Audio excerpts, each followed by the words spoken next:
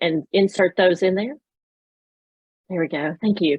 So go ahead and use that Q&A session to enter stuff in. If you're having problems with it or anything, just please feel free to enter questions in chat and we'll keep up with those.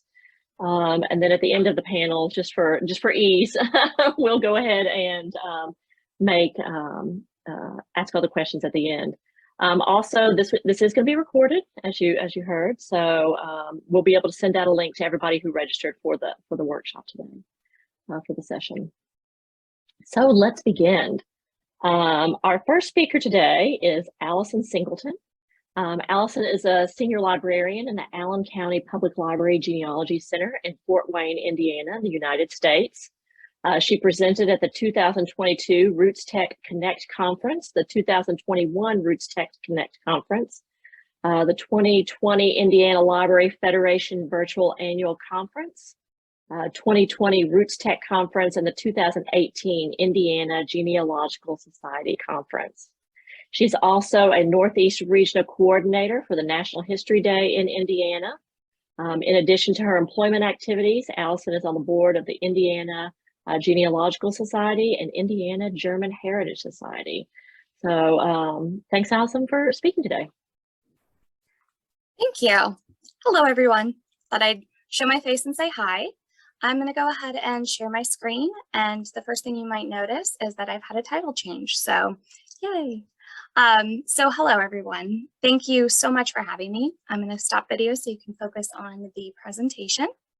We are going to go through making history personal, engaging youth in family history.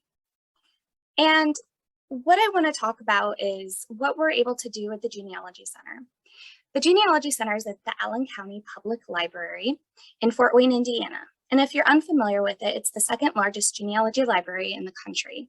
We focus on North America, but we do have materials from other countries, and we have some pretty large collections, including one of the largest city directory collections. We have a really large South Africa collection, etc. So it's an amazing resource for genealogists and historians from across the country and world. So one of our focuses is working with youth, and we encompass youth as being anybody from child through college. So we go with youth even into the college age, but this program focuses on that K through 12 age range. And what we do is we want to make history personal. We want to have the opportunity for kids to take a look at images or their history or anything else and to be able to feel more connected to it. When they're studying events like the American Civil War or the tenement houses, or maybe even the Dust Bowl, World War I, or even parts of World War II and maybe movie stars, it can feel so disconnected, having dates and names and just places and having to memorize. We want them to feel connected.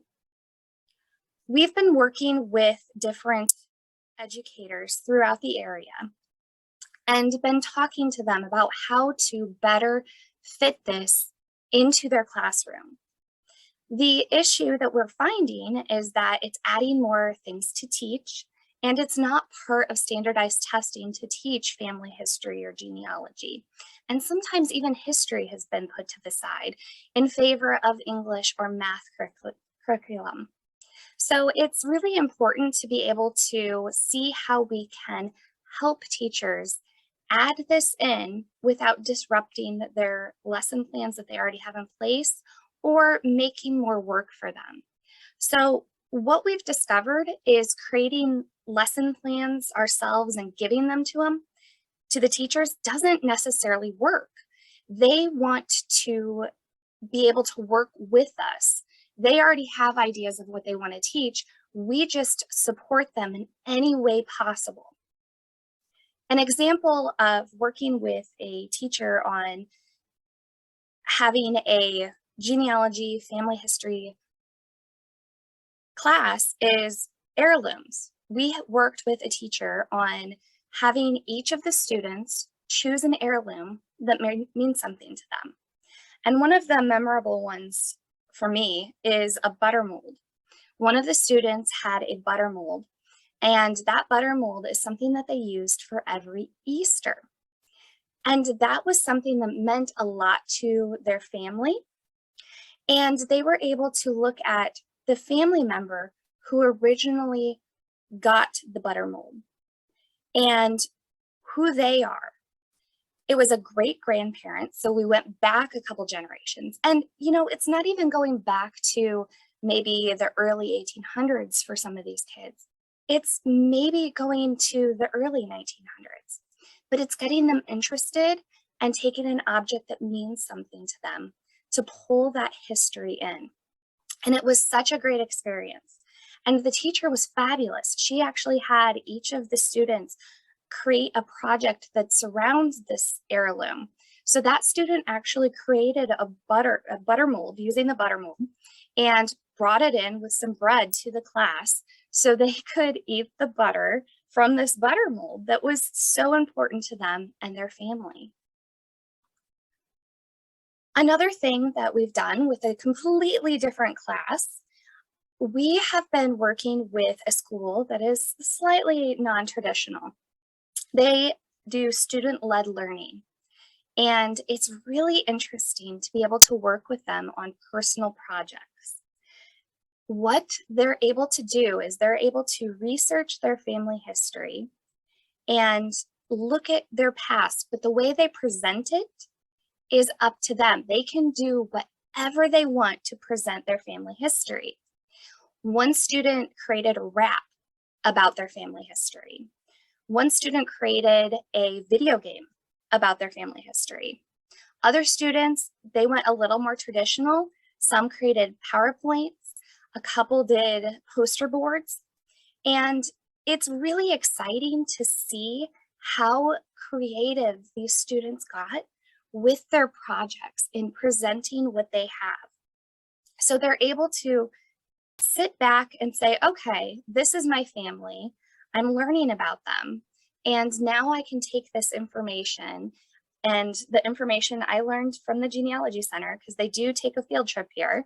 And I just found out this class is coming in almost exactly a month. We just confirmed the dates yesterday.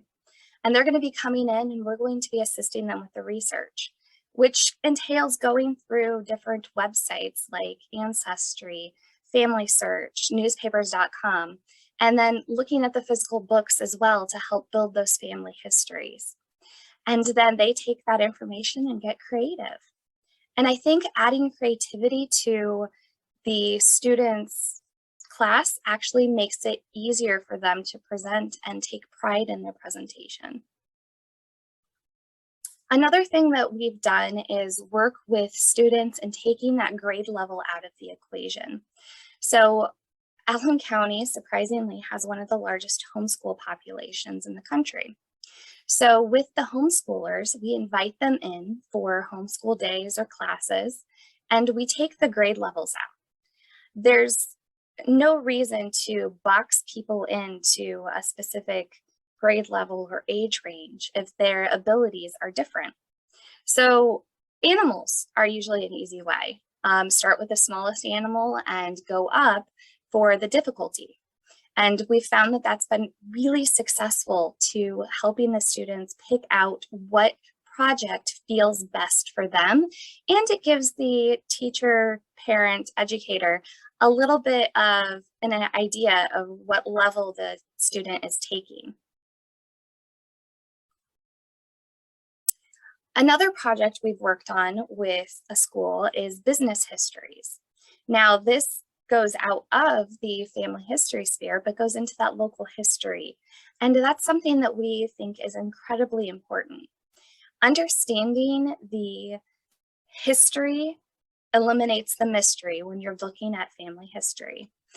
So it's really important to understand the history behind anything. So the fact that these students are looking at the business histories for local businesses and doing a writing assignment on the economic, historical, demographic, and environmental impacts of that business.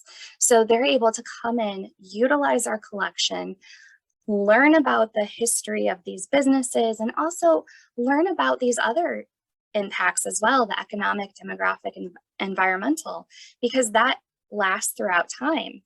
So it's a really amazing project to be able to sit back and help these students work with the business histories as well. This is probably my favorite set of advice. When we work with students, the first thing that we tell them, any young person, is there's no such thing as normal. When you're looking at a family tree, you will never find normal unless you're looking at a television show. Every family has something in it. There's going to be possibly heartbreak, there's going to be successes, there's going to be failures, there's going to be happiness. It's how families work. Everyone is unique and everyone is different. The other thing that we explain to students, and I think this is very important in how each of these classes that I've already gone over have been successful, is family doesn't need to be related. Family is what the student wants it to be.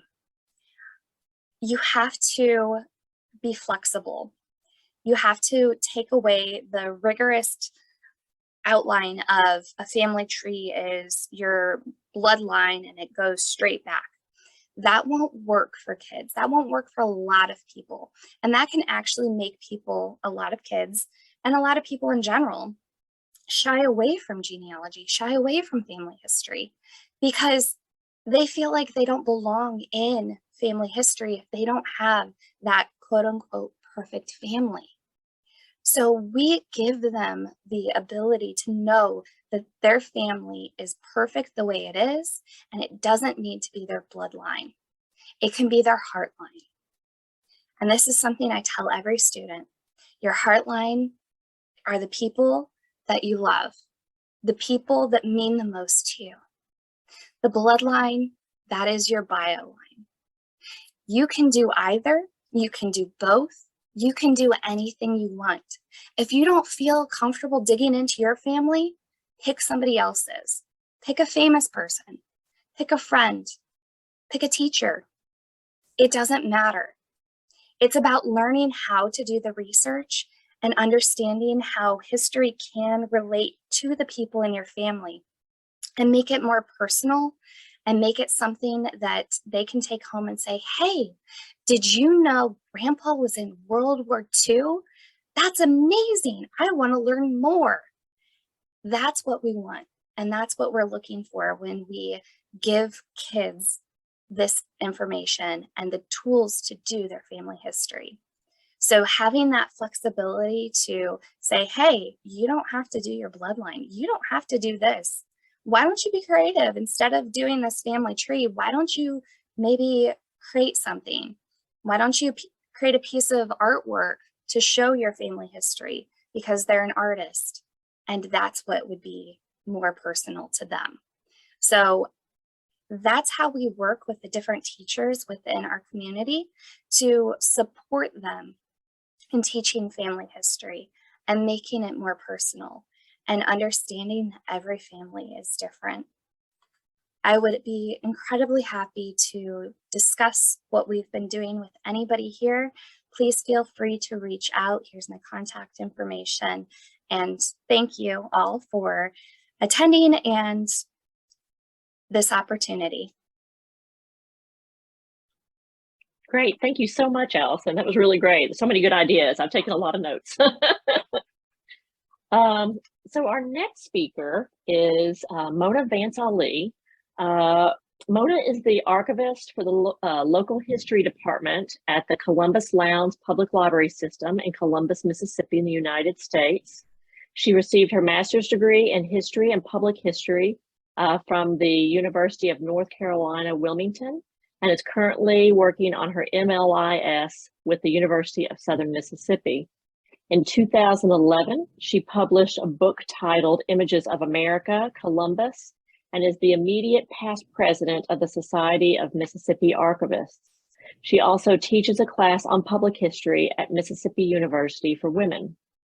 She has received numerous technology, programming, and collection grants, including most recently a National Historical Publications and Records Commission grant through the National Archives and Records Administration to collaborate on the creation of the Lantern Project, where thousands of pre-American Civil War records pertaining to enslaved persons will be digitized and searchable online. Thanks so much for being here today, Mona. I can't wait to hear about your projects. Thank you. Thank you. Okay, can everybody hear me okay? Yes. Okay. Awesome, thank you. So give me just a second to do a little bit of maneuvering here. All right. So thank you for having me. As it was mentioned, my name is Mona Vance Ali, and I am the archivist at the Columbus Lowndes Public Library System in Columbus, Mississippi. My presentation is titled Reaching Local Youth by Raising the Dead. Specifically, I will discuss two student outreach programs that we collaborate on at my archives. The first one is called Tales from the Crypt, and the second is the 8th of May Emancipation Celebration. So first, let me give you a few details about the archives in which I work.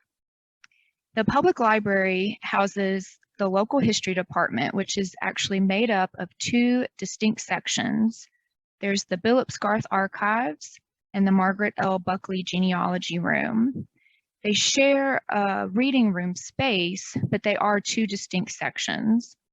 The reading room and the Buckley Genealogy Room actually house genealogy and secondary sources, while the Billups Garth Archives, the vault, which you can actually see here on the screen, houses all the primary sources focusing specifically on our county history, which is Lowndes County, Mississippi.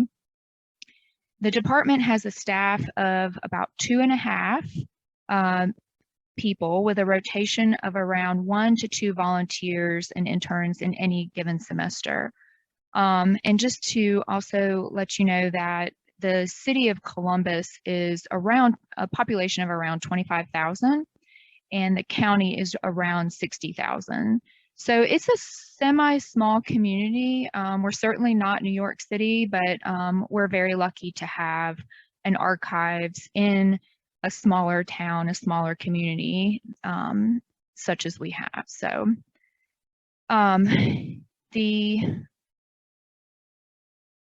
two student projects that I wanted to discuss today, both of these are through partnerships with the history department at the Mississippi School for Math and Science, which is otherwise known as MSMS. So if you hear me say MSMS, that's what I'm referring to. This school is Mississippi's only public residential high school for academically gifted students, and it is restricted only to junior and senior high school students. So it's a very specific age range that we're focusing on. Excuse me. So the first program is titled Tales from the Crypt, and for those of you who may not be familiar, the title is actually a sort of throwback to a program, an American program that was on TV in the 1980s that was also called Tales from the Crypt. And it was sort of like a Twilight Zone-esque TV show. So it sort of has that familiarity to a lot of us who grew up with that television show. So it's sort of a nice memory for some folks that were into that show. But so the program, the student program, is called Tales from the Crypt from that TV show. But this program started in 1991 by Carl Butler, but is now supervised by Chuck Yarborough. The students are given a list of names at the beginning of the fall semester, and they choose one name from that list. The students first visit the local cemetery, which is called Friendship Cemetery. Then they receive an introduction to the public library archives before beginning their research. The students visit the archives at least once a week over the semester to comb through original primary sources, secondary sources, and online databases. At the end of the fall semester, they complete a 10-page research paper. And in the spring, so that completes the fall, and then it moves into the spring semester of the program. And each student then tries out, and ultimately 14 students are chosen to perform. And those students perform vignettes on their research subject while dressed in costume for multiple tours in roughly March or April every year.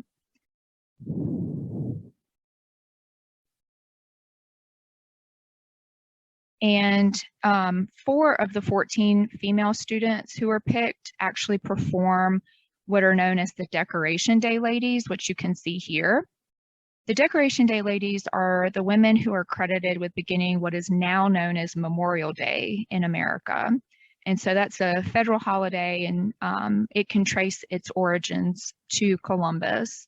And so they definitely make a point to choose at least 4 students every year in order to perform those 4 ladies.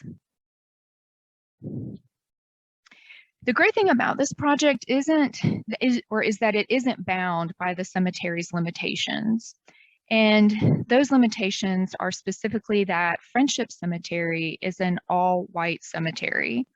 And so because we are in Mississippi, we do have a long history of segregation. And so we are essentially dealing with history that will bring that topic of segregation into the forefront. So because the cemetery is an all-white one, the teacher does a great job of being able to bring in other voices. So the students are able, even though they pick one person from that list, they're actually able to research and perform on anyone associated with their chosen subject. So for example, one student's subject was actually a white politician from the Reconstruction era. And in order to speak to the African-American experience, the student portrayed the politician, the white politician's African-American political rival, whose name was Robert Gleed. So even though the student was actually standing next to the tombstone of the white politician, the story that they actually told was about the political rival, the African-American voice. So students are able to portray historical figures no matter their ethnicity or gender. And I do want to point out the student on the left in the picture that you're looking at, she is a Caucasian student, but the person that she portrayed was actually the mulatto or the mixed race daughter of the white plantation owner whose tombstone she was next to. So she brought in that story of relationships between slave owner and enslaved person. So it was a really interesting story and take on that research subject.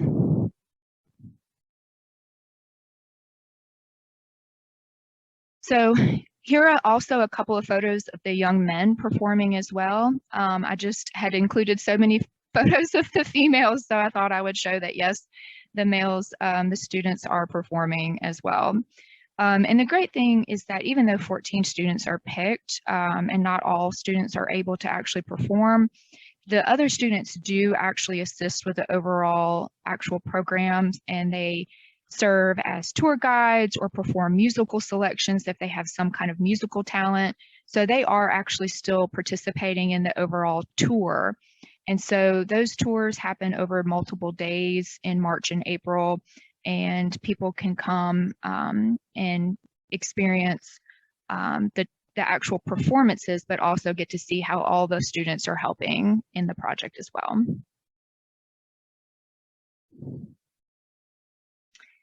So the other project that I wanted to mention is actually called the 8th of May Emancipation Celebration. And you may have heard of Juneteenth, which is actually now a federal holiday in America.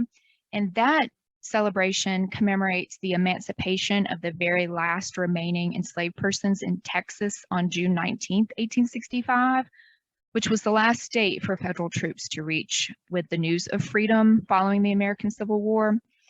Well, in the city of Columbus, Mississippi, we celebrate the news of freedom reaching here on May 8th, 1865. So the current 8th of May Emancipation Celebration is designated to commemorate the struggles, contributions, and legacy of local African Americans through song, spoken word, and dramatic performance. It started in 2006 by history teacher Chuck Yarborough. He's the same one that does the Tales from the Crypt program.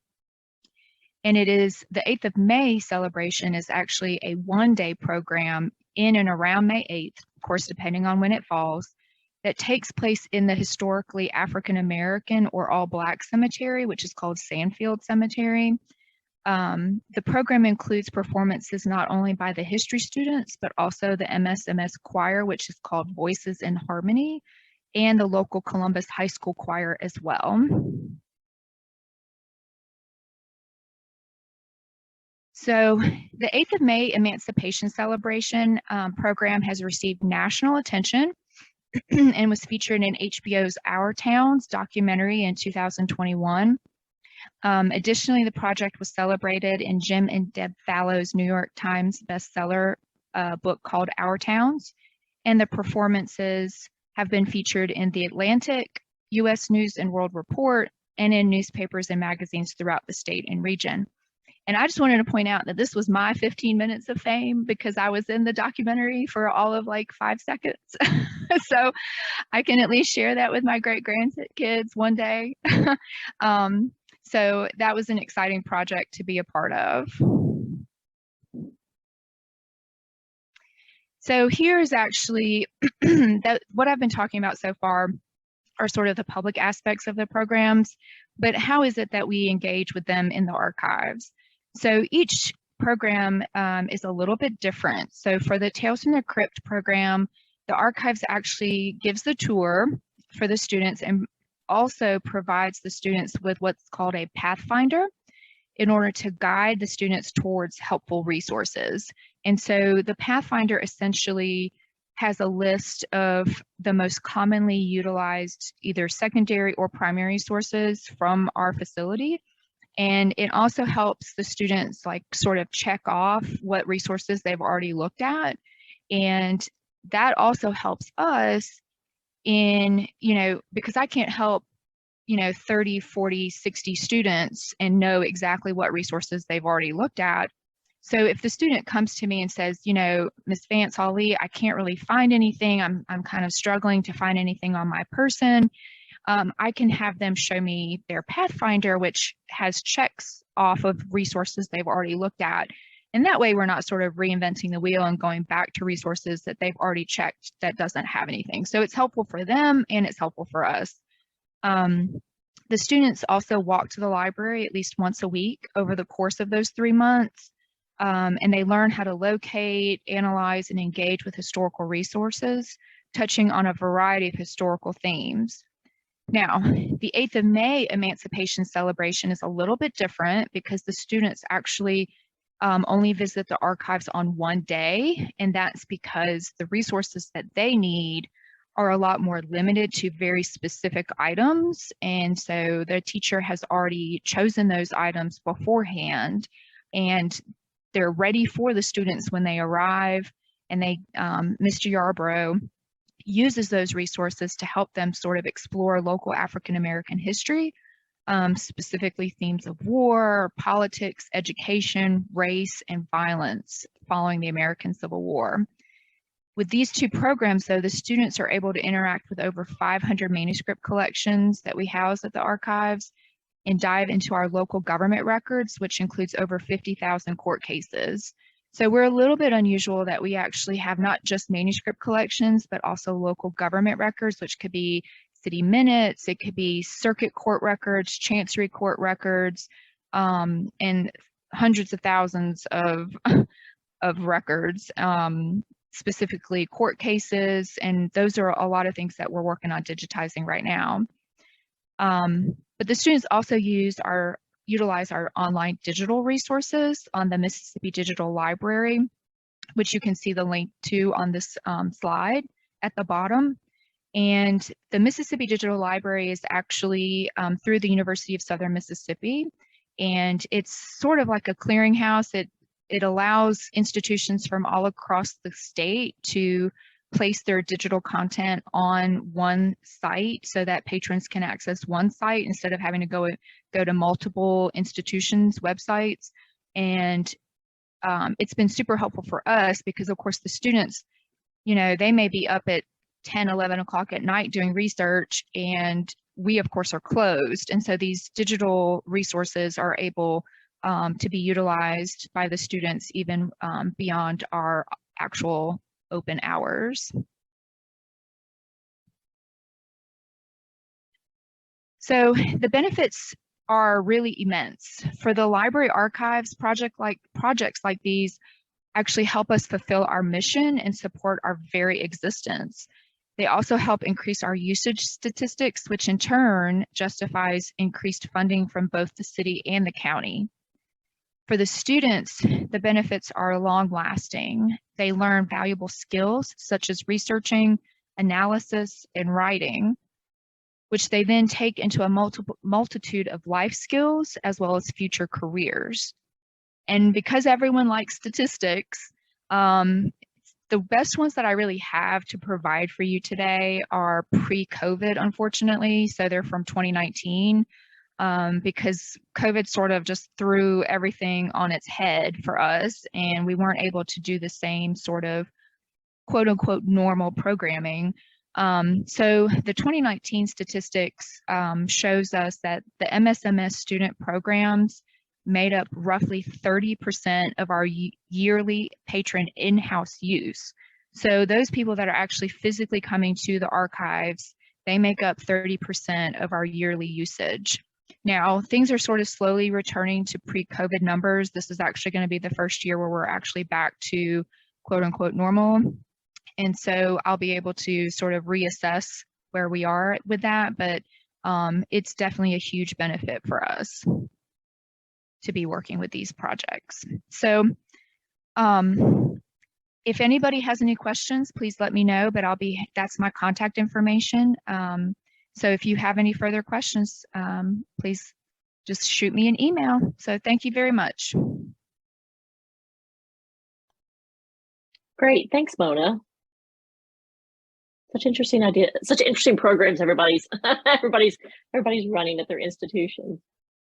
So our next speaker is Elizabeth Fernandez. Elizabeth is the Director of Library and Information Services at Nightingale Bamford School, a K-12 independent girls' school in New York City. She has been... Jennifer, one question. Yes. One question. Yes. One question, 0. Oh, the question, we're going to answer all questions at the end. Oh, okay, I see. Yeah, thank you. So Elizabeth has been immersed in library education for over 20 years and is interested in research project design anchored in the nexus of local history, genealogy, and world events. Thank you, Elizabeth. Thank you so much. I'm going to just share my screen.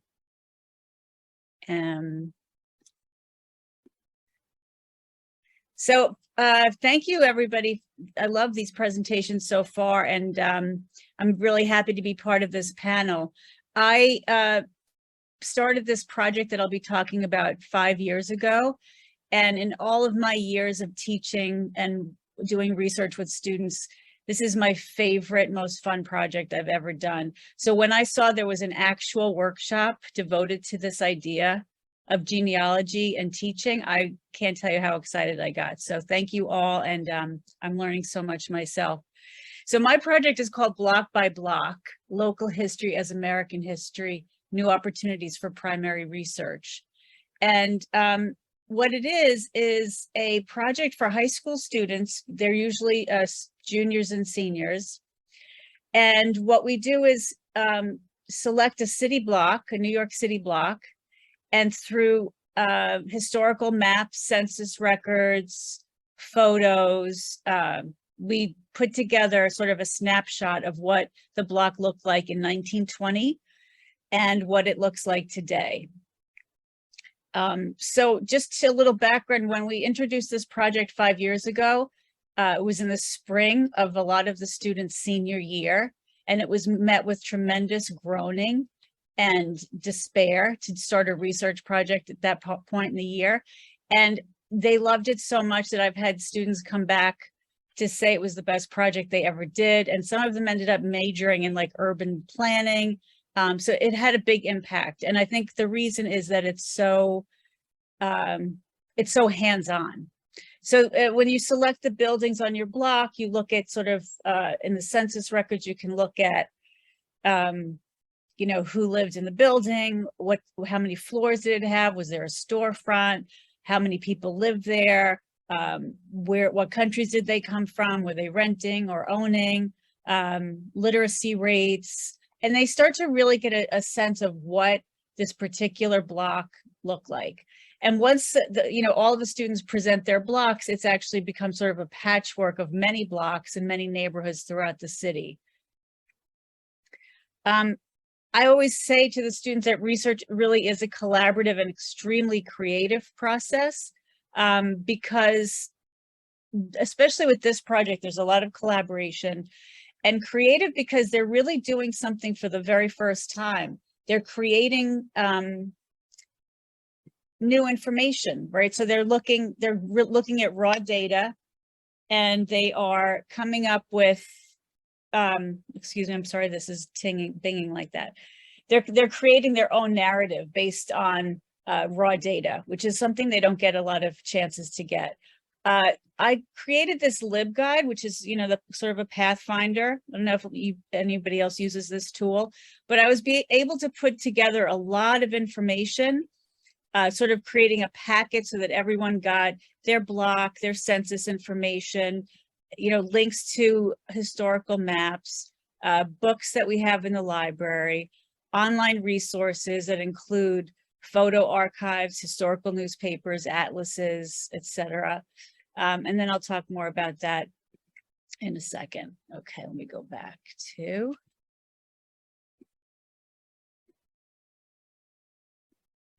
And this project, another thing I love about it is that it grows every year. So it's changed so much since the first year. And that's also a lot of fun for me because it's always sort of a fresh take. So the collaborations that we have established is that, you know, everything begins with the students. It's very student-led project, very project-based. We work with the history departments and the librarians. We work with the local public libraries. We work with neighborhood associations, and we work with Museum of the City of New York and the Historical Society. And all of these organizations are so thrilled when we contact them because they really get excited that students are using the archives and digging into this sort of research. And the response has always been so positive. So this is an example of a block. So this is 86th Street, or just if you don't know, this is the Upper East Side.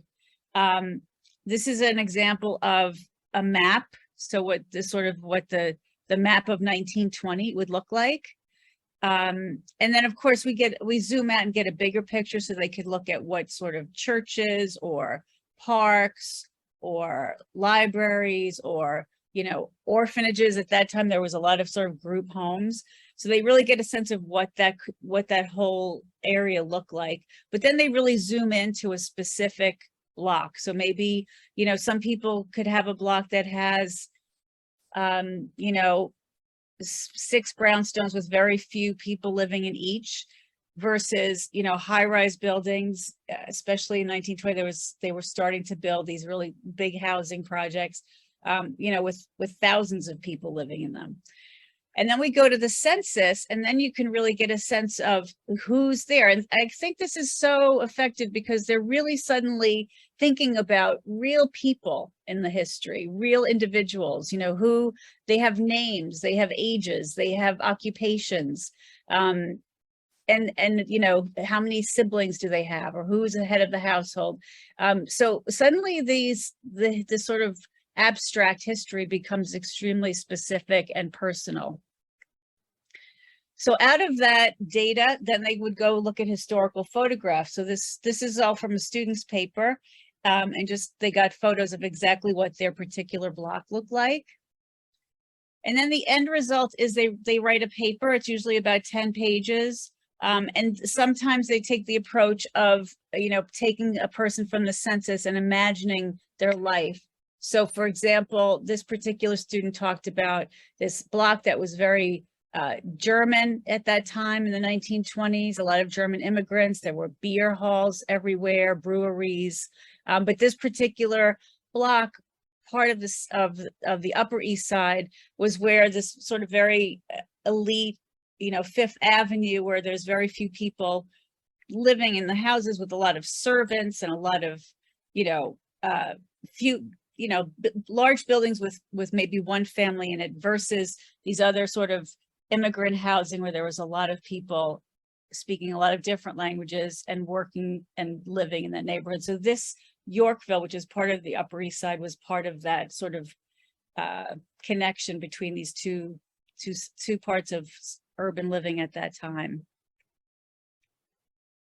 Sometimes every year I try to incorporate a new topic to add on. So they do this research, but then we try to get something that's a sort of a relevant topic for that period. So like in 2020, it was the anniversary, they were doing a new census.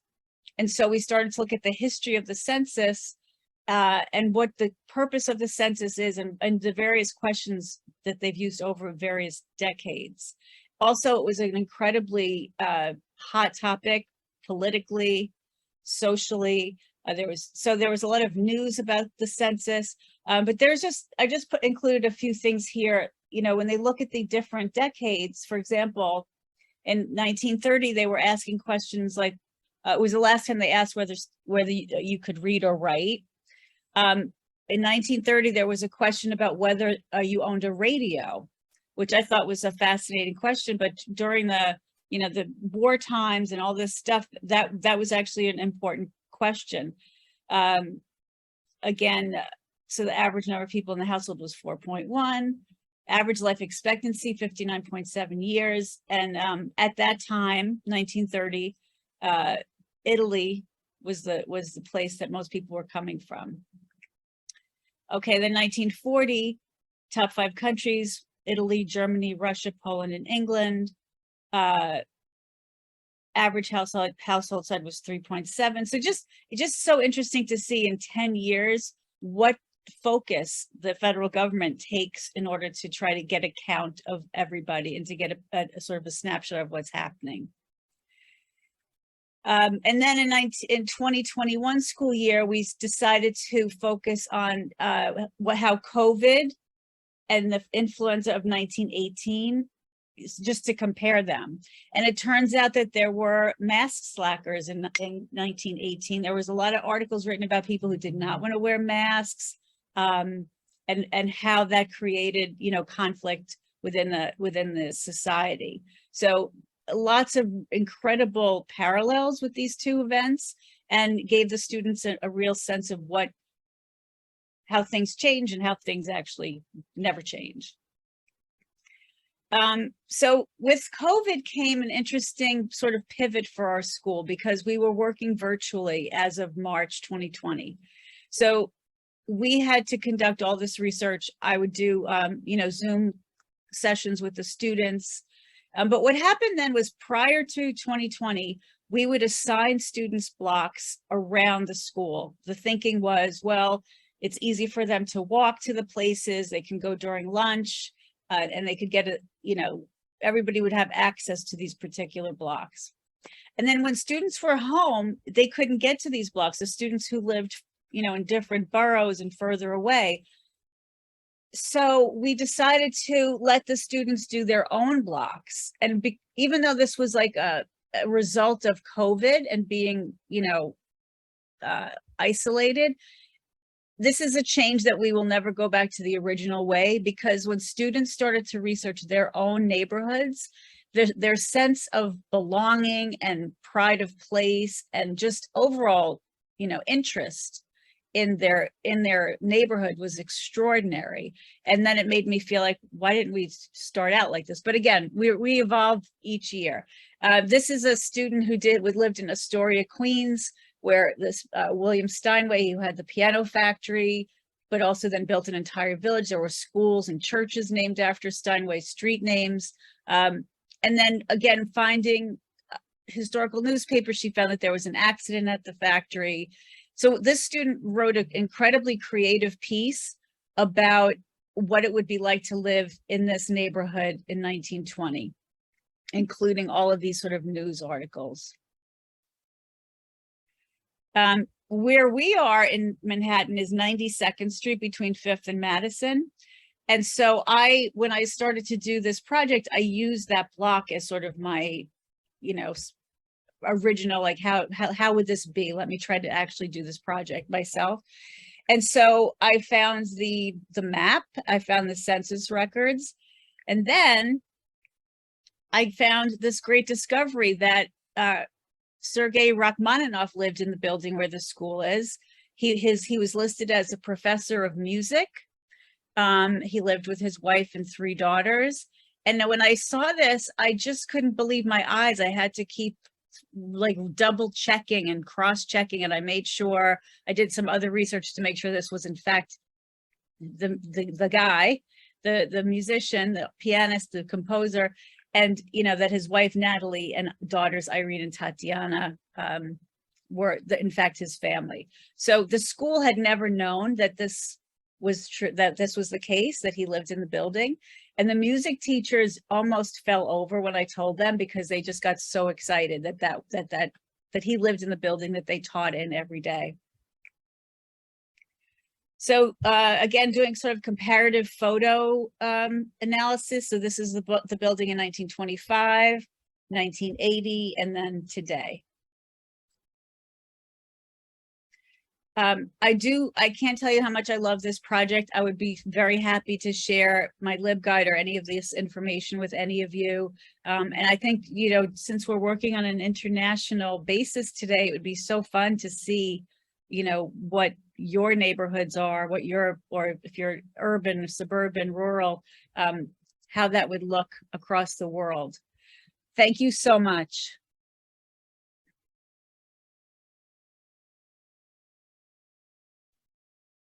Thanks so much, Elizabeth.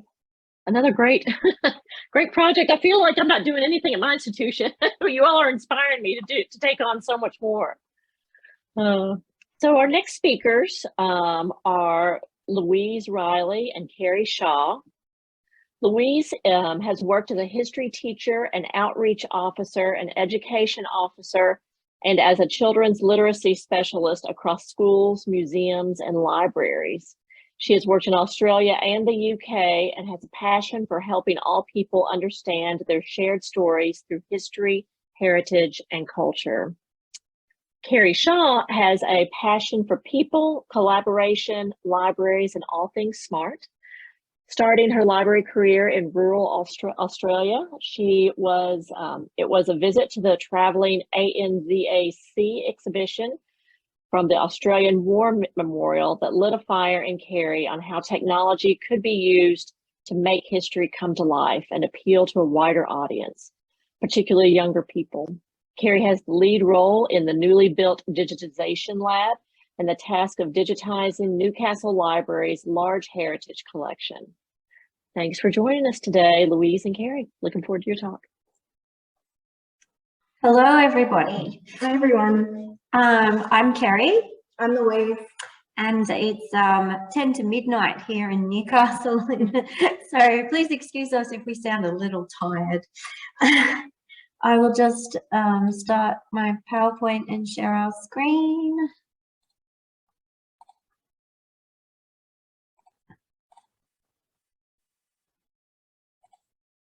Where are we? Which button is it?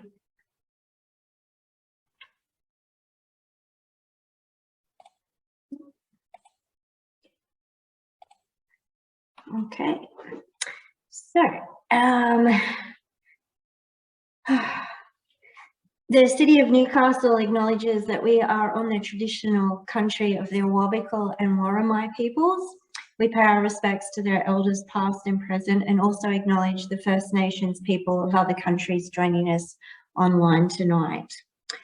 In Newcastle, you will find a 2-hour drive, a 1.5-hour drive, or 2 hours if you're going really slow, north of Sydney on the east coast of Australia. Newcastle is a post-industrial town with a story of colonisation that dates to first contact between English and Aboriginal people around 1790. The city today has reinvented itself with food and culture, and we find with a post-COVID world that we have a rapid growing population of sea changers moving out of the larger cities, even though Newcastle is the second largest city in New South Wales. So our talk tonight is about using virtual reality in the Civic Centre.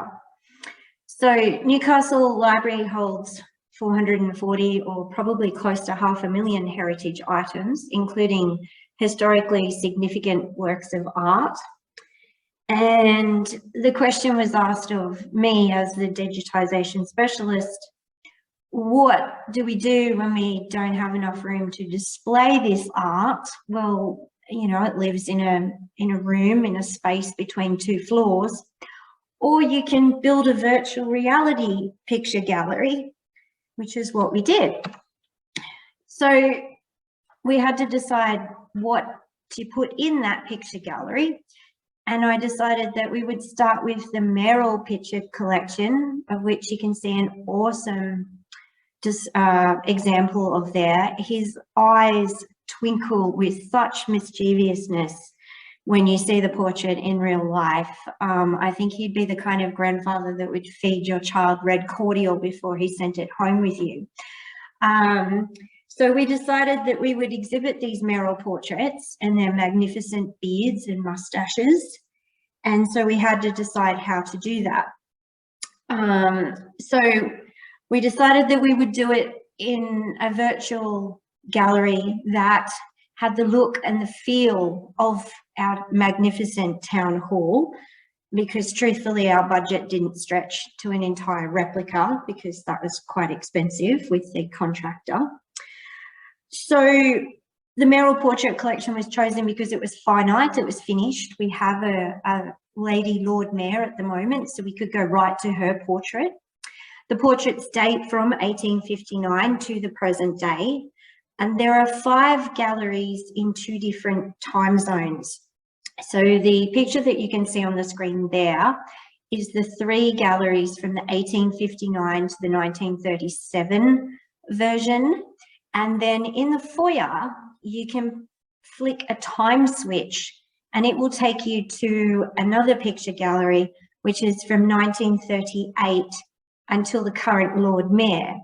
The reasoning behind the 2 time zones are that in 1938, a group of smaller local councils were merged into what is now known as the Greater Newcastle or the City of Newcastle Council. So that's like a definitive timeline for us. The collection's made up of 60 paintings in various physical conditions. The portraits show the mayors of Newcastle and the other municipalities. And as you can see there, the brief was to have the gallery have the look and the feel of the City Hall.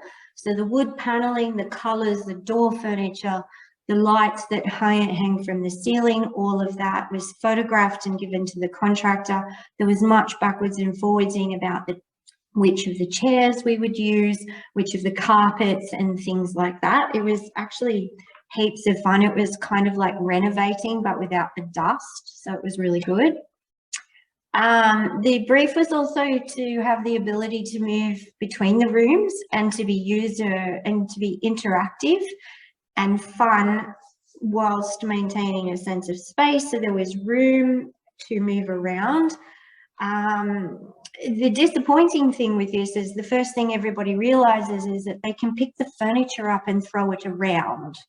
So I was quite disappointed when displaying it to staff for the first time that that's exactly what they did. So let's not worry about the portraits, let's throw around the pot plants, which disappear through the ceiling if you throw them hard enough, by the way. So I'm just going to play a little video of there's no sound, so don't worry if there's no sound, but this is what the virtual reality picture gallery looks like. And you can beep yourself around or you could walk. And so this is in the older section, so 1938. So we're just looking at all of the different galleries. We were also supposed to make it fun. So when we got to the second version of it, we added music and we added a few little quirky things, such as you could tap some of the portraits and you would see the portrait would flip over and you would see a biography of the mayor. And then we added a really quite fun section where some of the eyes would follow you around the room, which I believe the kids really liked, but was slightly creepy. So now Louise is going to tell you how she used the virtual reality picture gallery in the curriculum. Right, thanks, Kerry. So I was lucky enough to start at the library just as Kerry was sort of trialling the first iteration of this VR experience. And so I was blown away by the fact that a regional library here would be able to produce an experience and to have this equipment and to make it available to the public. It was pretty extraordinary. And so what we've done, and I like to think of all of the experiences that we provide for students and for children here, has been quite iterative. So we try to make things play-based, but when you're dealing with schools and you need to justify why a school will be bringing a school group into the library, you need to anchor it in the curriculum and in the programs that they're doing each day. So within the context of curriculum in Australia, it's very much anchored in civics and citizenship, and here in New South Wales that's tied in with the history curriculum. And I've also mentioned capabilities, which is more around skills, so interpersonal skills, sort of connecting to others, ethical capabilities. These sorts of skills are starting to become more prevalent in the way that teachers program and look to outcomes for their students too.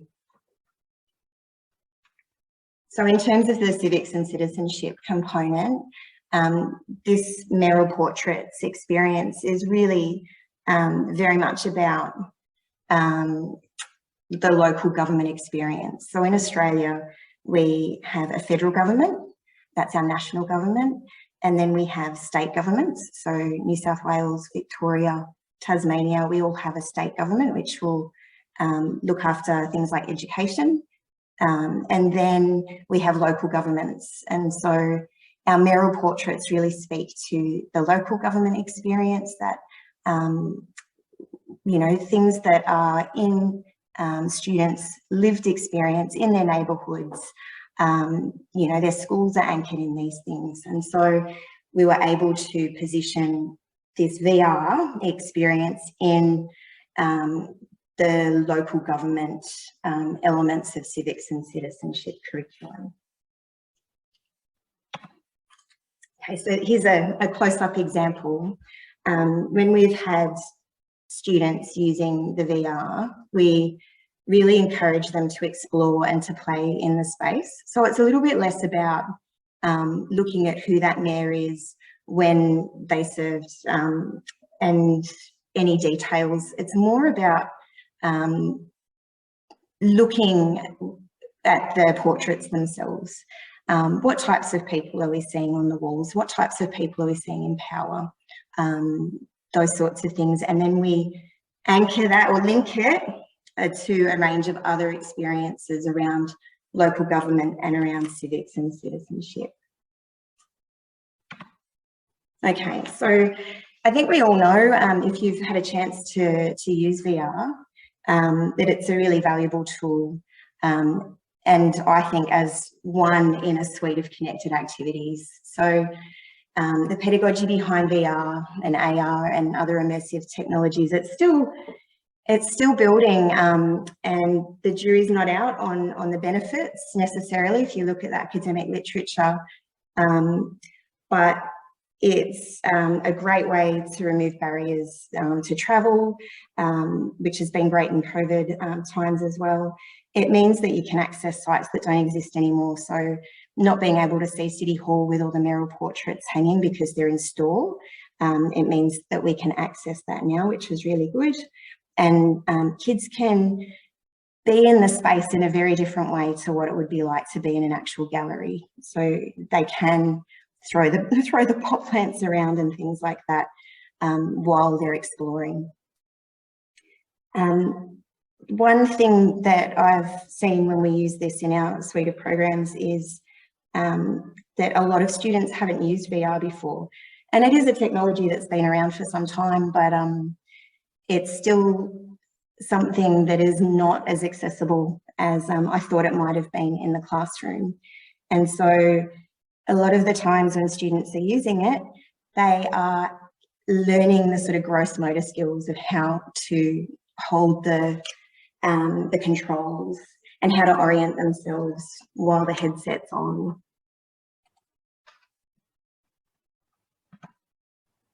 So I was just going to, where are we? There we go. So this is what the equipment looks like. So in that picture beforehand, I'll just go back. So that's Erin, and she's wearing our brand new headsets, which are sort of wireless. But these are the sorts of equipment that we were using. So we have a laptop, which is an Omen. The headsets are Samsung Odyssey, which is a great way for us to be able to then develop new VR experiences. And yeah, they're really handy. They're easy to wipe down between uses. And we've set it up so that there's always a staff member nearby. There's risk assessments in place. So we pitch it that kids 8 and above are best positioned to use it. So there are a lot of sort of boundaries around it to make sure that the use of it is safe. And then just as a case study, there was one school that we engaged with, and they came through and it was really good. It was a great way to test out the VR experience, and they're called Hunter Valley Grammar School. And the reason that we delivered this program to them was that we have a broad network of teacher librarians here in Newcastle, and we're quite connected to them. And so we run a series of events. And one of the teacher librarians approached me about one of our new library spaces, which is, we call it the digital library, but it's one of those shared spaces. So there's a customer service point for council, local council. There's the library, and then there's also the local council chambers are down one end of the library space. And so she approached me and asked if there was a way that we could do some kind of civics experience at this new library, and a way to incorporate how local government will create motions and the way that decisions are made about our local community. So that was the starting point. What did they do? So I collaborated with the Year 6 teachers, and we set up a range of activities. So we had about 50 students in the space at a time, and that meant that we needed to break them up because we only had the 2 headsets to work with. And so I would have one large group or half of the group with me, and they would be running a mock local council session. And so we had a script and we were working through that. And that's really where the bones of the civics component were happening. And then at the other end of the space, there was another library staff member, and they would run, or they had a designing new mayoral robes for our mayor, sort of creative component. And that meant that students could cycle through the VR headsets one at a time and have the experience. Some wanted to stay on it for 4 or 5 minutes. some were on it for 30 seconds. They didn't like the experience necessarily. It might make them feel a bit dizzy, but it was enough for them to get a sense of the space, follow some prompts. So looking around, what do you see? What does this tell you about our local history? Those sorts of things. And then we would swap around. We ran this for one group of 50, and then later in the day did it with another group of 50, swapping through to make sure everyone got the chance to do a little bit of everything.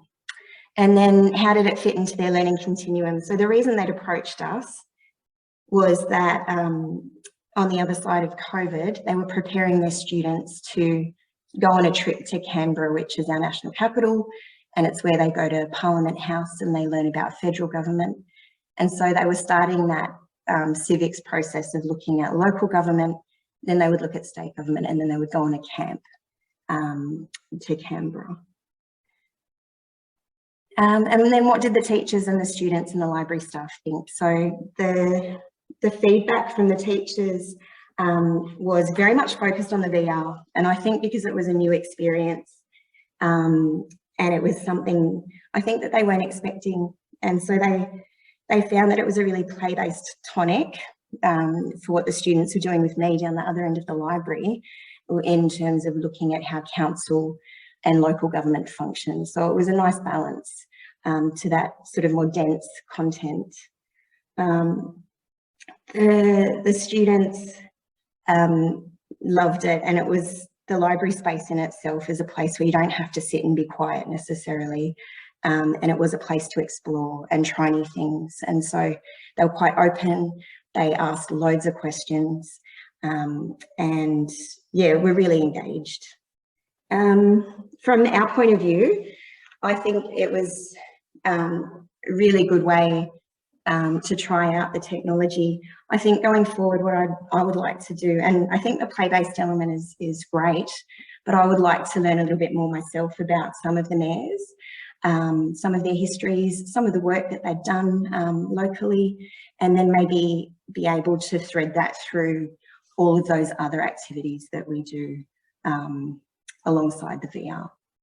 So yeah, that's my case study, and it's very much a bit of a starting journey, I think, for us, Kerry, isn't it, in taking an amazing tool that's been created and sort of unleashing it with schools and having a play and seeing how it goes.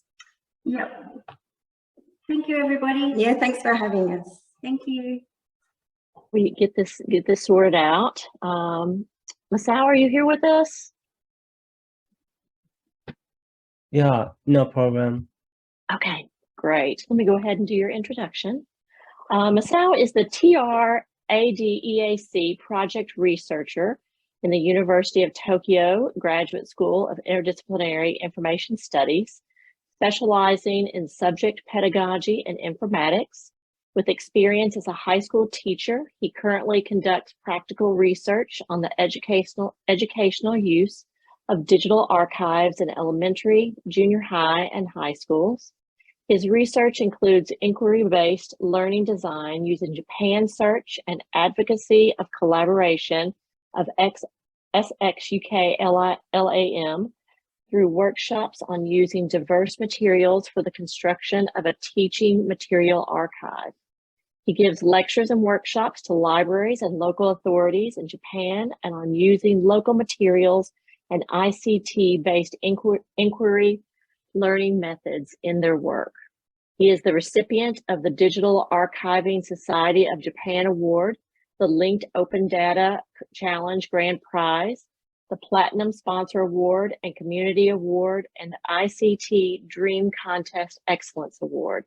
He also holds 6 teaching licenses to teach kindergarten, primary school, junior high social studies, senior high geography and history, senior high school civics, and librarianship. Thanks for joining us today. We look forward to your talk.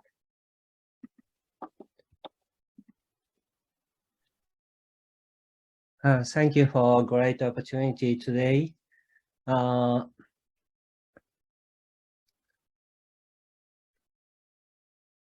Just a moment, please. Okay. Hello, nice to meet you, everyone. I am Masao Oi from the University of Tokyo in Japan. My presentation title is Scrum Collaborative Workshops on using a wide range of local resources as educational materials in schools. Firstly, a brief self-introduction about me. I am from Igashiki in Mie Prefecture in Japan, and my current research is based on the awareness of the problems I have had in school fields. Briefly, I am comprehensively considering the information design of how to digitalize various local resources and the running design of how this data can be utilized in school education. Then I will describe the introduction to today's presentation. The purpose of this study is to establish a scheme for making educational materials that connects diverse local resources and school education. To this purpose, this study proposed the Scrum collaboration. Scrum is an acronym for schools, universities, kominkan. Kominkan is local community centers and industrial companies and libraries, archives, and museums. Background. There is currently increased global demand to foster respect for local cultural heritage and to utilize diverse resources as digital learning materials. Secondly, relevant research and issues. The use of local resources has been shown to have various learning benefits. Meanwhile, local resources are difficult to utilize in their original form in school education. Therefore, teachers are required to convert local resources into learning materials based on students' developmental stage. Accordingly, the importance of visiting MLA facilities to collect and convert resources has also been suggested. However, many teachers face time constraints to prepare for classes due to work overload. Therefore, they don't have the time to visit MLA to collect, select, transcribe, and prepare learning materials. In this backdrop, a survey asking teachers about the barriers they experience in teaching the subject indicate with many expressing anxiety about collecting and utilizing local resources. And in order to promote the use of digital resources, in addition to cooperation with various institutions, and it is also necessary to consider schemes for sharing meaningful case of using the resources. So I propose the following methods to achieve the elements extracted from the issues of previous research. The overall diagram of this study, including the proposed method, is shown. Firstly, organize a workshop in which teachers and MLA staffs can collaboratively create learning materials from diverse local resources, and then prepare a learning materials archive based on the products created in the workshop. This is followed by a description of the specific workshop flows and tasks. Organize workshops in order to connect diverse local digital resources in MLA and school education. it is imperative to construct a network of people. Accordingly, I organize workshops where school-related personnel and MLA-related personnel collaboratively create educational materials. And to facilitate participants from remote locations, the workshop is held using an online conference system, Zoom. And to develop learning materials in which schools, personnel, and MLAs are categorized in mixed teams for minor group work. As a collaborative workspace, Google Drive is utilized and a shared folder for each group to support the collaborative work in parallel with the discussions. After the group-based discussions and learning materials development work, all participants will meet again to provide time for ground-based presentations. Results. I held 3 workshops with entirely from 39 prefectures. This is 83% of our prefecture in Japan, and 197 institutions from Hokkaido, northernmost parts of Japan, to Okinawa, southernmost parts of Japan, thereby creating an opportunity for professionals with diverse affiliations and attributes to converge at one place. For example, at the 3rd workshop, diverse institutions from national libraries to regional city and prefectural libraries, and local newspapers company, and art museum, and companies selling professional photographs taken around the world, and NPOs gathered for the common purpose of using their own resources as learning materials for school education. In this research, a questionnaire survey of the participants was conducted. Regarding the question, what issues from the workshop topics do you feel are especially important? The results were as follows. The questionnaire showed that many participants believed that creating opportunity for collaboration and networking between school personnel and MLAs and local government officials was particularly important, thereby confirming the significance of creating opportunities for dialogue and communication between various participants.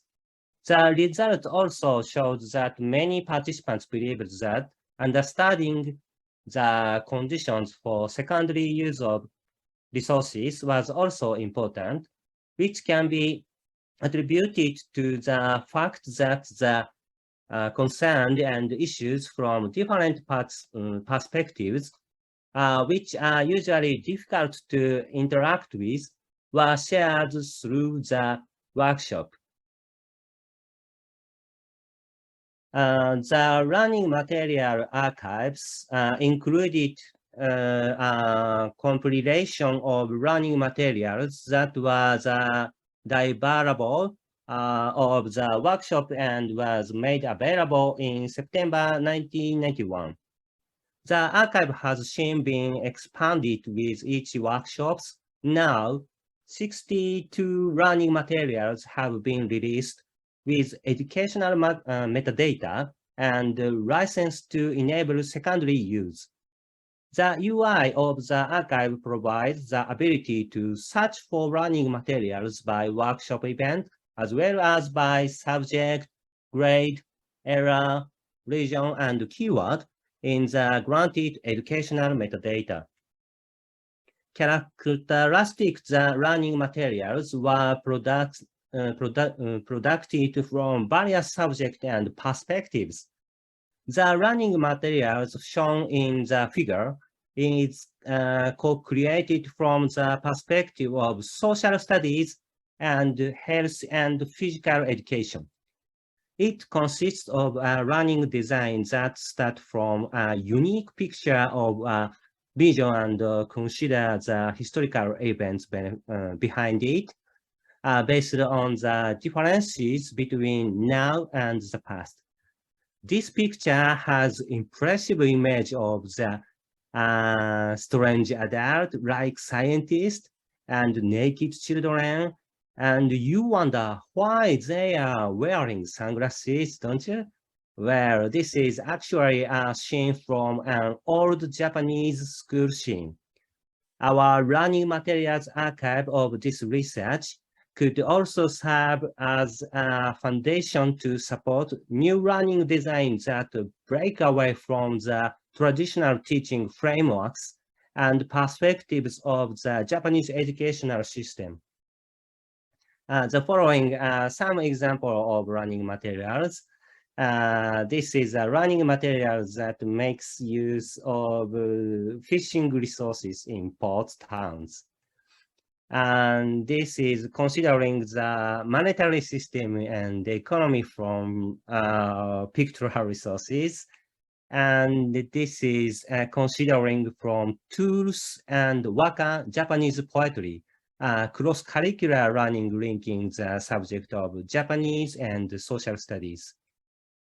This is running materials in the form of Japanese running scenarios format. And this is disaster prevention materials designed from an ESD, Education for Sustainable Development perspectives. You know, each region has preserved a large amount of resources that provide lessons that can be learned from past disasters. And for exploring information from diaries, resources through mappings, and running design for world history using VR contents of Islamic research outcomes. And local industry passed down to the present day, and consider that question, why are picture scroll processing beautiful? And on the from postcards and comparative running materials on culture and physical expression based on pictures and photographs of dancings from different regions, and English and geology and chemistry and biology and SDGs, and pandemic and history and inquiry running, and health and physical education. Furthermore, based on this local workshop, next stage of development was initiated in both municipalizations. For instance, in Hamamatsu City, the study of the use of local digital archive resources as running materials was carried out as an official duty throughout the year as a formal task within work. It is hoped that these developments will make the use of local digital archive resources routine for more teachers and learners in schools. Conclusion, I consider that the purpose of the Scrum collaboration has enabled the construction of a network of people and data to connect diverse local resources and school education. I will continue to consider the possibility of connecting diverse resources and school education. Would you all like to join the Scrum collaboration workshops? And please share it with anyone you know who might be integrated. This concludes my presentation. Thank you. If you have any questions, just drop me an email. Thank you. Thank you so much. What a great presentation. Okay, now it looks like we got Alicia back. So Alicia, are you ready? Thank you very much. Phew, Thank you. I've made it back in. So thank you, everybody. And on this day, as we gather to talk history, I acknowledge the Bunurong peoples of the Eastern Kulin Nation as traditional owners and custodians of the land on which I live and work, and pay respects to elders past and present, and honour their continuing relationship to land, waterways, community and history. This presentation outlines and reflects on the How to Be a History Detective program, a program that makes the most of local history material, explores how to tell a story from the past, and makes history accessible, relevant and exciting. Converted to online delivery in recent years, the program can also be tailored for different age groups and is presented by a professional historian in conjunction with library and teaching specialists.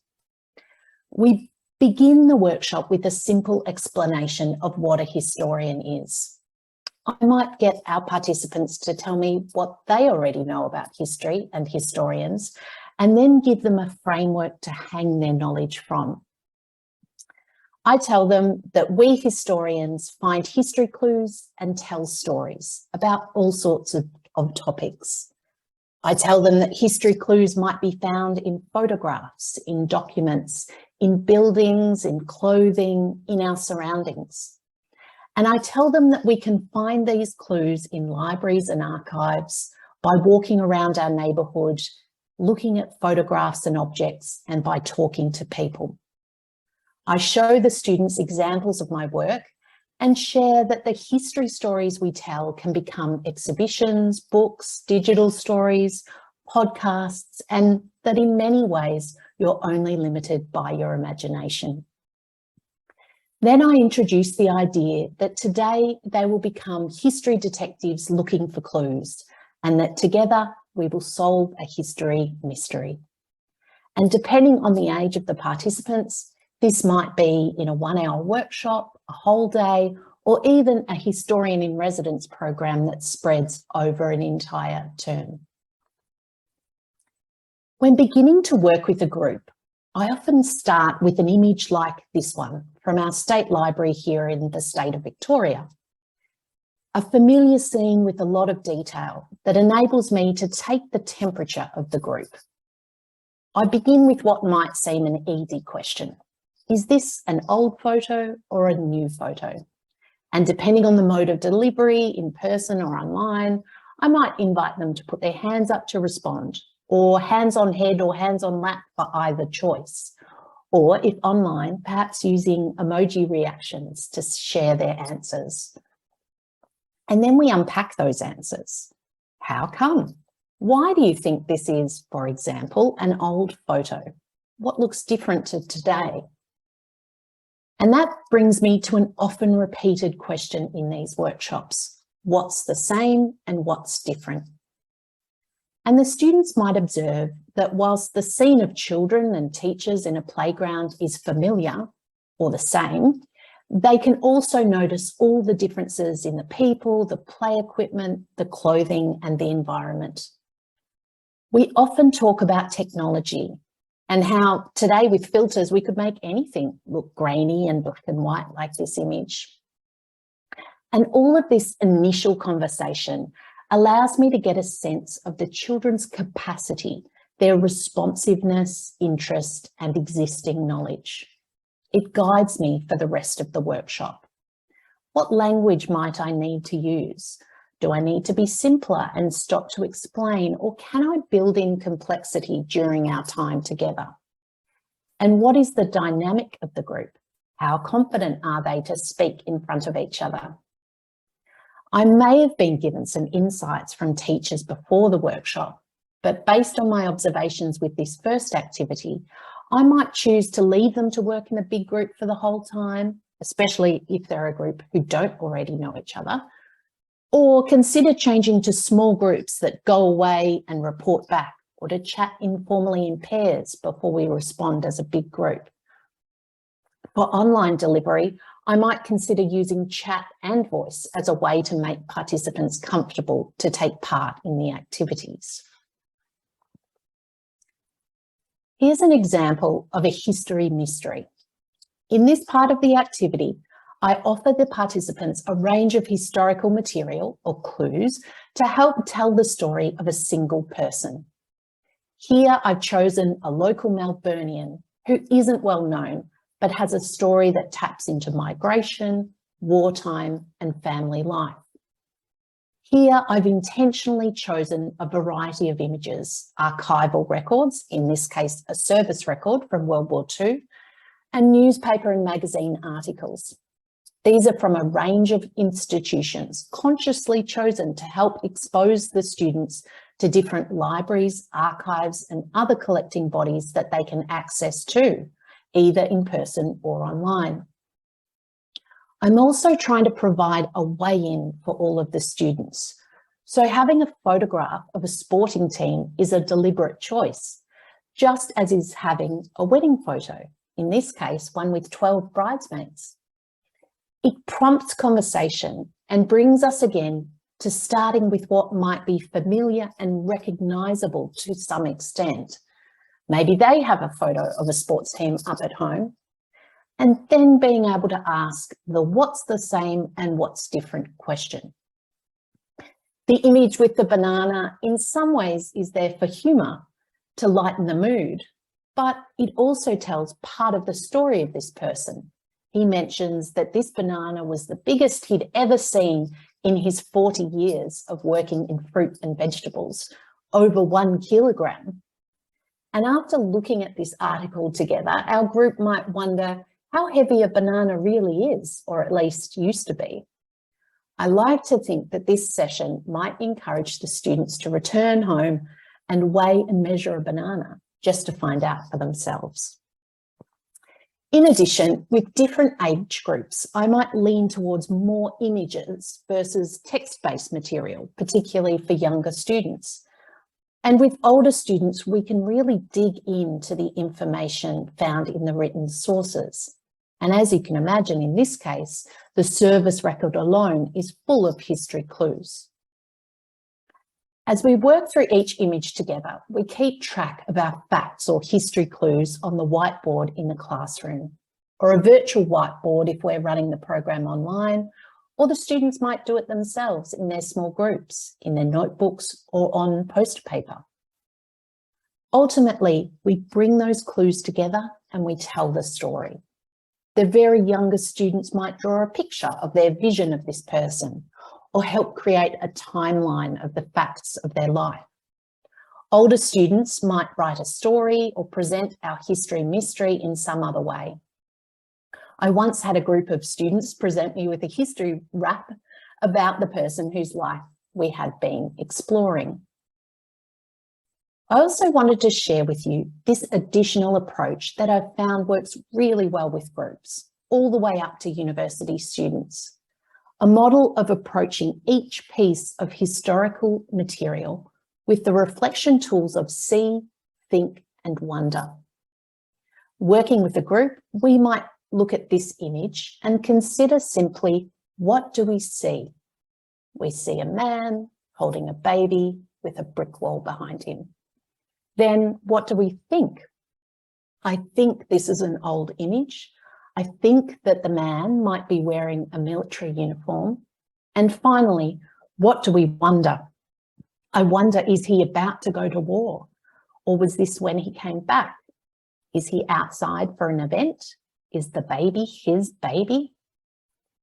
Creating these levels for our participants to access this program can help them slow down and see what's in front of them, can help them think about what knowledge they already have, and can help them wonder, make predictions or guesses to help direct the next stage of their research. And I reassure them that this is exactly what historians do too, that we look at the records to see what they tell us and then plan our next steps. This next example was a collaboration with the Stonington History Centre here in Melbourne.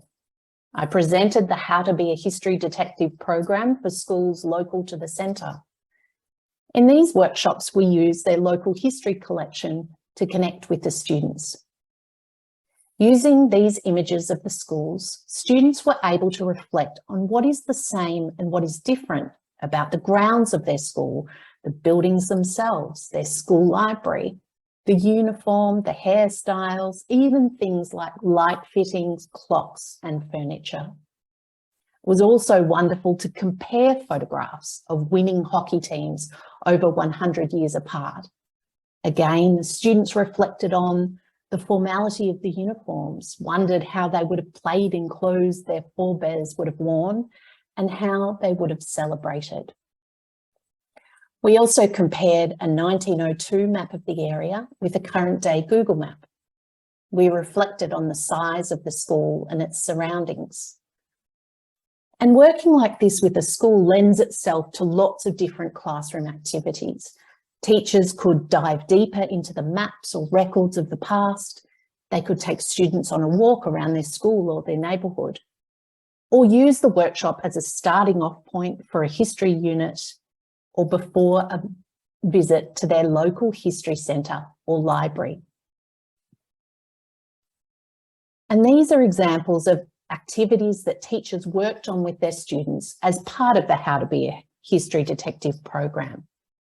The top one is where students brought in a special old item or family heirloom from home.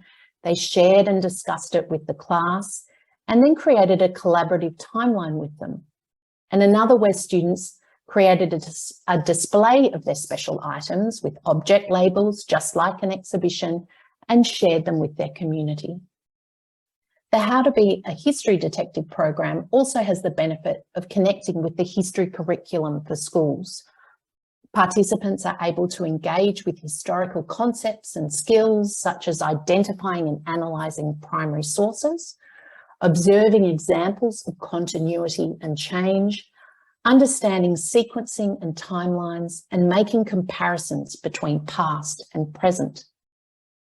And later, as they are piecing the story together, students have the opportunity to develop a narrative about people and places, describe perspectives of people from the past, and consider the significance of the historical material that they are working with.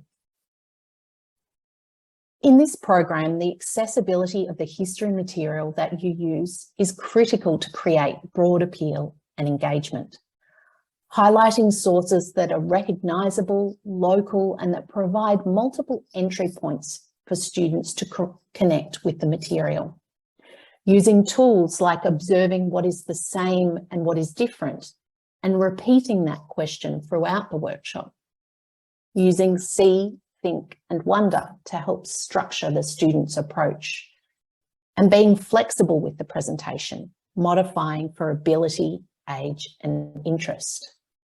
And finally, using this model, the idea of being a history detective is a great way to connect to the idea of being a historian and learning history. Using language like history mystery creates appeal, and the idea of finding clues and telling stories offers a familiar space to explore the past. And finally, by making connections with local history, How to Be a History Detective workshops for K-12 students teach young people the real life skills of a historian and inspire curiosity in the world. Thank you. Thank you so much. Well, that concludes our presentations. We do have a couple of questions that that have been asked throughout the talks. And of course, there's time after if anybody else has questions. First, I think this goes back to Mona Vance Ali. How much does the reenacting of an event, historical moment, help students understand local history? So reenacting the event, I believe, gets them actually involved and makes it personal for them. It's not just sort of a flat experience. It becomes almost three-dimensional, all-encompassing. It gets them invested in the telling of the story. And it's also just sort of fun, you know, it's just a sense of portraying and engaging with an audience and getting feedback. So for those students who really thrive on that interaction, it's really, it provides them a chance to actually take it to that next level. Great, thank you. And then for Carrie, what is more important for engaging students, the technology or a great story of the past? And what are the mechanisms that best enable immersion in the story? I think with the VR, it was a bit of a draw card. You know, kids like to play with cool stuff, so that was the draw card. But also, Louise and the team did a really great job of making the VR experience more engaging by giving them a bit of a treasure hunt to perform within the VR. So it was things like, how many mustaches can you find and how many eyes follow you? And then within the biographies, like they had to come back with different answers of who was the mayor at this time and how many women mayors have there been.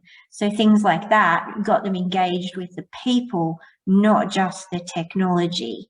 But I think, you know, when you tell them that they're going to play with VR, that's like, oh, cool, and they're excited. But then when they get in there, it does become about the stories and the people that are there, which then follow on to the other activities, which is especially helpful when they can go and sit in the Lord Mayor's seat in front of her in the council chambers, which was pretty cool for them as well. Very cool. Yeah, I can't imagine. I mean, being a kid and having VR, that would even being an adult and having VR, I would love to do that. Sounds so much fun. So we have another question from Mona. Has there been pushback from the community around teaching about slavery and Reconstruction? I would say not really. So I think because Mr. Yarborough, their history teacher, is so good at what he does, he really sort of shapes the students, like he really walks with the student through the process of shaping their actual narrative and their presentation.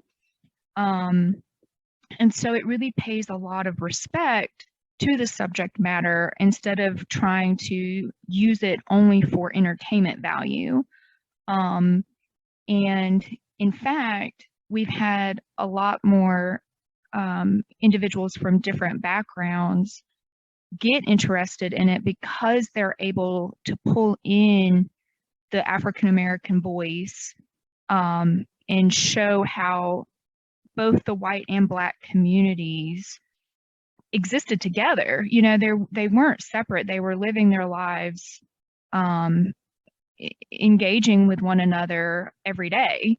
So it really shows by bringing in voices from varying communities, it shows the history of this town was much more than just those people buried in one particular white cemetery. So, and it also does help that Mr. Yarborough has started that 8th of May Emancipation Celebration, because that also pays tribute to the local Black community.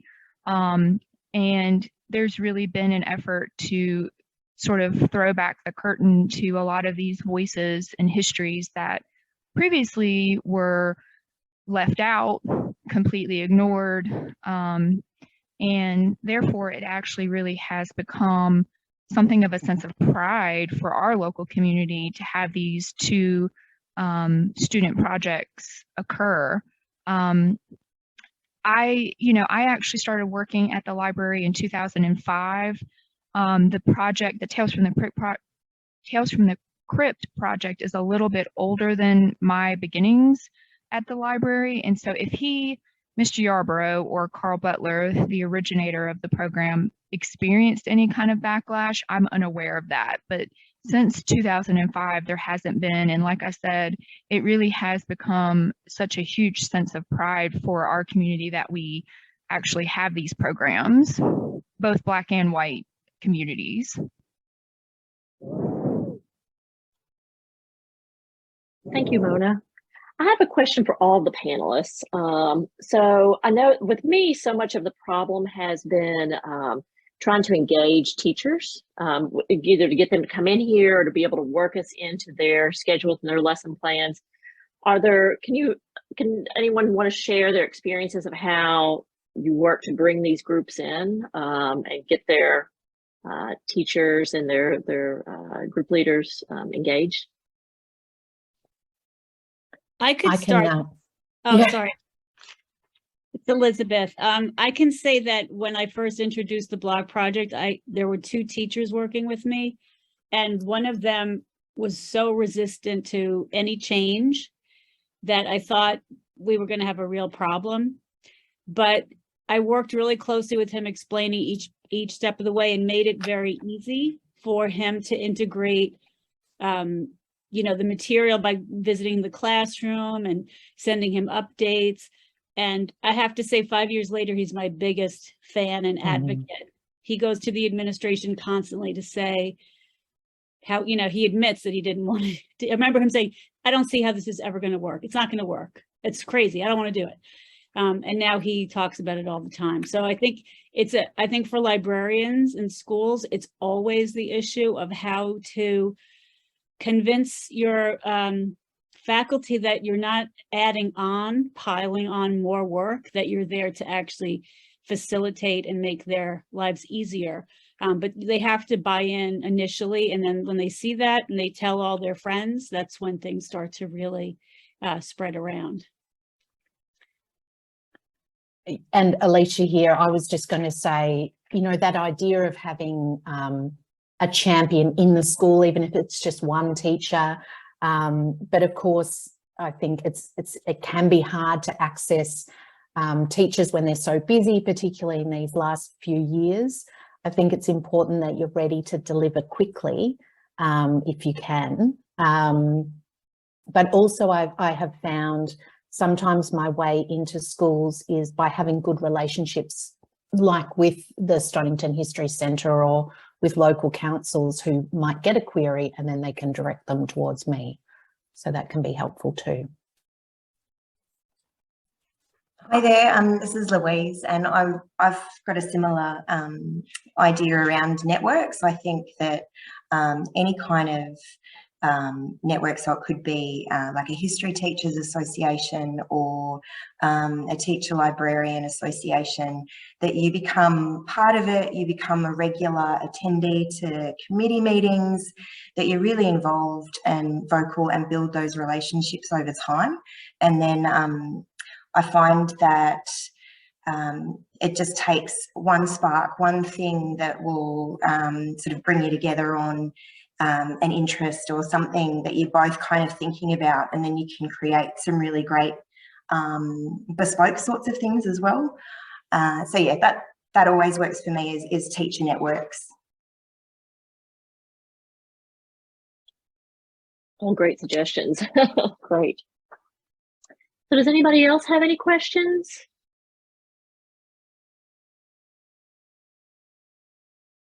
And again, I've included all the contact information, the emails from our speakers, and in the chat. The recording will be available in the next week or so. So look for it. If you can't find it, contact me, Jennifer Brannick, and I'll be happy to help you get to that. And what a wonderful panel.